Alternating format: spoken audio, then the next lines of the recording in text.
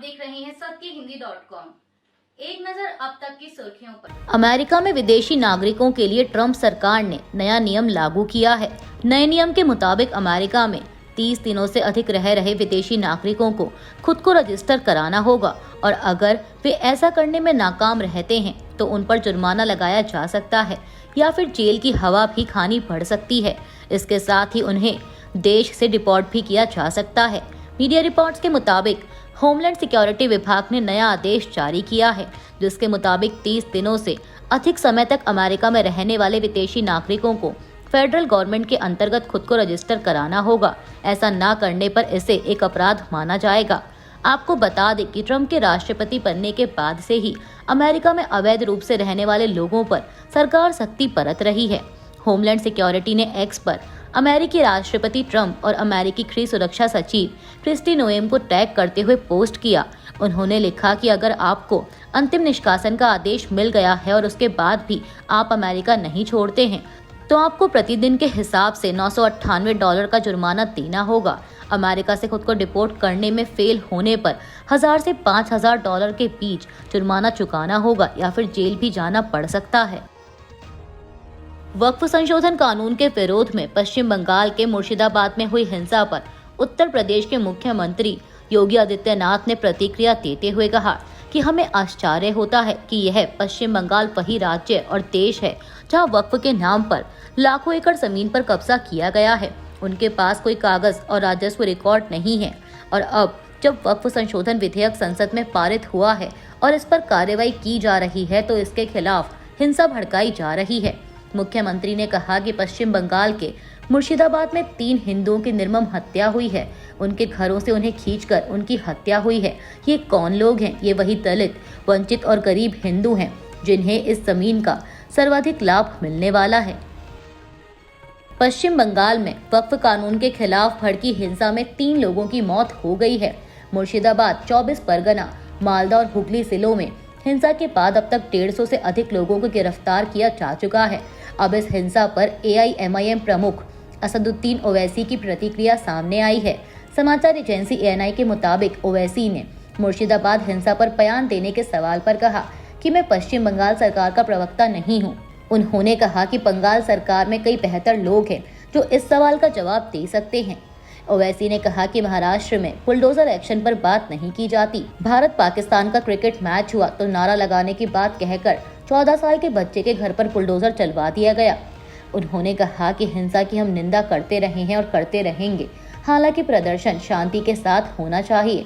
ओवैसी ने आगे कहा कि हम PM मोदी से अपील करते हैं कि इस वक्फ कानून पर फिर से गौर कीजिए। PM एक ऐसा कानून बना रहे हैं जो संविधान के खिलाफ है। PM अपनी विचारधारा को देश पर थोप रहे हैं। ओवैसी ने PM मोदी को सलाह देते हुए कहा कि आपकी विचारधारा भारतीय राष्ट्रवाद और संविधान होना चाहिए। वक्फ संशोधन अधिनियम पर जमीयत उलेमा हिंद के प्रमुख महमूद मदनी ने PTI से बात करते हुए कहा कि यह वक्फ का मामला नहीं बल्कि राजनीति है। मुसलमानों के नाम पर कभी मुसलमानों को गाली देकर या मुसलमानों को हमदर्द बनाकर दुर्भावना के साथ इस अधिनियम को लागू किया गया। यह अधिनियम या संशोधन देश, समाज या मुसलमानों के लिए सही नहीं है। आंध्र प्रदेश के अनकापल्ली जिले में एक पटाखा फैक्ट्री में आग लगने की घटना सामने आई है। आंध्र प्रदेश की गृह मंत्री P. अनीता ने कहा है कि इस घटना में 8 लोगों की मौत और कुछ लोग घायल हुए हैं। आग बुझाने पहुंचे अग्निशमन कर्मियों ने बताया कि आग लगने के कारण कुछ लोग बुरी तरह घायल हो गए हैं। वहीं राज्य के मुख्यमंत्री चंद्रबाबू नायडू ने सोशल मीडिया पर इस घटना पर दुख जताया।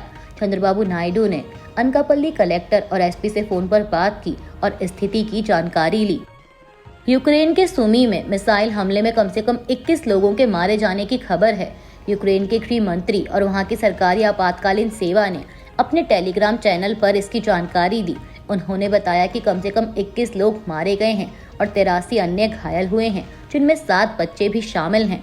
उन्होंने कहा कि मृतकों की संख्या शुरुआती आंकड़ों के मुताबिक है और लोग बीच सड़क पर, कारों में, सार्वजनिक परिवहन में, घरों में घायल हुए हैं। वहीं इस पर राष्ट्रपति जेलेंस्की ने कहा कि अमेरिका, यूरोप, दुनिया में हर कोई इस युद्ध और हत्याओं का अंत चाहता है, लेकिन रूस बिल्कुल इसी तरह का आतंक चाहता है और इस युद्ध को खींच रहा है। उन्होंने कहा कि दबाव डाले बिना शांति असंभव है। जेलेंस्की ने कहा कि बातचीत से बैलिस्टिक मिसाइलों और हवाई बमों पर कभी रोक नहीं लगी है। पश्चिम बंगाल के मुर्शिदाबाद में वक्फ संशोधन कानून के विरोध प्रदर्शन के दौरान हुई हिंसा पर आरजेडी के सांसद मनोज झा ने प्रतिक्रिया देते हुए भाजपा सरकार पर भी निशाना साधा है। समाचार एजेंसी ANI से उन्होंने कहा कि जो कुछ हो रहा है वह दुर्भाग्यपूर्ण है। मैं हर व्यक्ति से आग्रह करूंगा कि जो शांतिपूर्ण प्रतिरोध गांधी हमें बताकर गए हैं उस पर चलिए। उन्होंने कहा कि मेरा पूरा विश्वास है कि ममता जी का प्रशासन इसको कंट्रोल करेगा। आरजेडी नेता ने बीजेपी पर निशाना साधते हुए आगे कहा कि मैं हाथ जोड़कर विनती करूंगा, देश का सामाजिक सौहार्द सारी राज्य सरकार और केंद्र सरकार की जिम्मेदारी है। उस सौहार्द की कीमत पर अपने वोट की फसल मत देखिए, क्योंकि कोई भी जान जा रही हो वह हिंदुस्तानी की है। वहीं हिंसा पर भाजपा नेता शाहनवाज हुसैन ने समाचार एजेंसी PTI से कहा कि वक्फ संशोधन कानून को लेकर पूरे देश में मुस्लिम समाज को भड़काया जा रहा है। वह कानून हाथ में लें, इसलिए उन्हें प्रेरित किया जा रहा है और पश्चिम बंगाल इसका केंद्र बना हुआ है। उन्होंने कहा कि वक्फ संशोधन कानून गरीब मुस्लिम के हित में है, लेकिन जानबूझकर मुस्लिम समाज को भड़काया जा रहा है। मेरी मुस्लिम समाज से अपील है कि किसी के बहकावे में नहीं आए। 1 इंच भी जमीन मस्जिद कब्रिस्तान की सरकार नहीं लेने वाली है। वक्फ संशोधन कानून के विरोध में all India Muslim personal law board की ओर से 19 अप्रैल को एक जनसभा की जाएगी। इसकी जानकारी AIMIM के अध्यक्ष असदुद्दीन ओवैसी ने दी है। ओवैसी ने कहा कि वक्फ संशोधन अधिनियम 2025 के विरोध में 19 अप्रैल को शाम 7 बजे से 10 बजे तक हैदराबाद में एक जनसभा होगी, जिसे all India Muslim personal law board आयोजित करेगा। उन्होंने बताया कि इसकी अध्यक्षता मुस्लिम पर्सनल लॉ बोर्ड के अध्यक्ष खालिद सैफुल्लाह रहमानी करेंगे। इस जनसभा में तेलंगाना और आंध्र प्रदेश के मुस्लिम पर्सनल लॉ बोर्ड के सदस्य और बड़े मुस्लिम संगठन हिस्सा लेंगे। ओवैसी ने कहा कि वे अपने भाषणों के जरिए जनता को बताएंगे कि यह वक्फ संशोधन अधिनियम वक्फ के पक्ष में नहीं है। हम वक्फ कमेटी के सदस्यों से भी बात करने की कोशिश कर रहे हैं और अगर उनका शेड्यूल इजाजत देता है तो वे भी आकर जनसभा में हिस्सा ले सकते हैं। पश्चिम बंगाल के मुर्शिदाबाद में वक्फ संशोधन कानून को लेकर हुई हिंसा पर TMC और भाजपा के नेता एक दूसरे पर आरोप लगा रहे हैं। इसी कड़ी में बीजेपी के राष्ट्रीय प्रवक्ता शहजाद पूनावाला ने मुर्शिदाबाद हिंसा को लेकर ममता बनर्जी पर आरोप लगाते हुए कहा कि मुस्लिम तुष्टीकरण के चक्कर में बंगाल चल रहा है। वहीं मुर्शिदाबाद में ही जंगीपुर सीट से TMC सांसद खलीलुर रहमान ने कहा है कि मुर्शिदाबाद में हर एक संप्रदाय के लोग भाईचारे के साथ रहते आए हैं और आगे भी भाईचारे के साथ रहेंगे। TMC सांसद ने कहा कि हमारे मुर्शिदाबाद जिले में एक इतिहास था। हम लोग गर्व के साथ बोलते थे कि यहाँ हर एक संप्रदाय के लोग भाईचारे के साथ रहते हैं, आज भी हैं और कल भी रहेंगे। लेकिन जो घटना हुई वह अवांछित थी, इससे हम बहुत दुखी हैं। ये नहीं होना चाहिए था। यहाँ जो आंदोलन हुआ उसका ना कोई नेता था, ना उसका कोई बैनर या प्लेटफॉर्म था। बस कुछ किशोरों ने प्रदर्शन किया।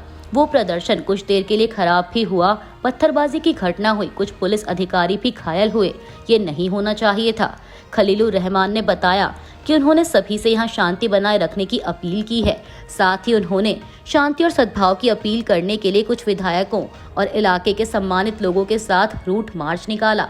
उन्होंने कहा कि यहाँ पुलिस एक्टिव है, बहुत सारी फोर्स भी आई हैं। हम उम्मीद करते हैं और प्रार्थना करते हैं कि हम सब भाईचारे के साथ चलें। समाजवादी पार्टी के प्रवक्ता अमीक जामेई ने मुर्शिदाबाद हिंसा पर कहा है कि CM योगी को लगता है कि यूपी के मुसलमान वक्फ मामले को लेकर उनसे डरे हुए हैं। उन्हें इस गलतफहमी से बाहर आना चाहिए। CM के करीबी फर्जी मौलाना और एजेंट उन्हें यह कहकर गुमराह कर रहे हैं कि वक्फ अच्छी चीज है। जिस दिन पर्सनल लॉ बताएगा, समाजवादी पार्टी ने पहले ही साफ कह दिया है कि यूपी में वक्फ लागू नहीं होने दिया जाएगा। उन्होंने कहा कि ममता बनर्जी ने जो किया वह देश और भारत के लिए मिसाल है। मुर्शिदाबाद में हिंसा की साजिश रची गई थी। अब उचित जांच होगी तो भाजपा बेनकाब होगी। महाराष्ट्र में एकनाथ शिंदे वाले शिवसेना के नेता संजय निरुपम ने उद्धव ठाकरे गुट के नेता संजय राउत पर बड़ा हमला बोला है। दरअसल संजय राउत ने डिप्टी CM एकनाथ शिंदे को बलि का बकरा करार दिया था, जिसके बाद शिवसेना नेता ने उन्हें घेरा और कहा कि शिंदे बकरे नहीं बल्कि शेर हैं। एक प्रेस कॉन्फ्रेंस में संजय निरुपम ने कहा कि संजय राउत बार बार कहते हैं कि एकनाथ शिंदे महाराष्ट्र के बलि के बकरे हैं। मैं साफ कर दूं कि शिंदे जी बकरा नहीं शेर हैं और वो शिवसेना को बचाने निकले हैं, ना कि किसी के सामने झुकने। संजय निरुपम ने आगे कहा कि जब से संजय राउत उन लोगों के साथ त्योहार मनाने लगे हैं जो बकरा ईद मनाते हैं, तब से उनकी जुबान भी वैसी ही हो गई है। लेकिन उन्हें समझना चाहिए कि महाराष्ट्र की असली ताकत शेर में है, ना कि बकरे में। संजय निरुपम ने एकनाथ शिंदे की तारीफ करते हुए कहा कि जिस शिवसेना को बाला साहेब ठाकरे ने खड़ा किया था उसे कांग्रेस के पास बेच दिया गया, लेकिन एकनाथ शिंदे ने उसी शिवसेना को वापस खड़ा किया है, उसकी अस्मिता को बचाया है। संजय राउत की ओर इशारा करते हुए शिवसेना नेता बोले कि आप लोग गौ मांस खाने वालों के साथ खड़े हैं और फिर हमें बाला साहेब के आदर्शों की सीख देते हैं। ये दोहरी मानसिकता है। हम बाला साहेब के विचारों को जमीन पर उतार रहे हैं। उद्धव ठाकरे ने बाला साहेब के साथ गद्दारी की है और जो झूठ फैलाता है वो झूठी खबरों का सरदार बन जाता है। जैसे संजय राउत, वह महाराष्ट्र के महामूर्ख हैं। अभी के लिए बस इतना ही। बाकी की खबरों के लिए जुड़े रहिए सत्यहिंदी.com के साथ। Copyright disclaimer under Section 107 of the Copyright Act 1976. Allowance is made for fair use for purposes such as criticism, comment, news reporting, scholarship, and research. Fair use is a use permitted by copyright statute that might otherwise be infringing.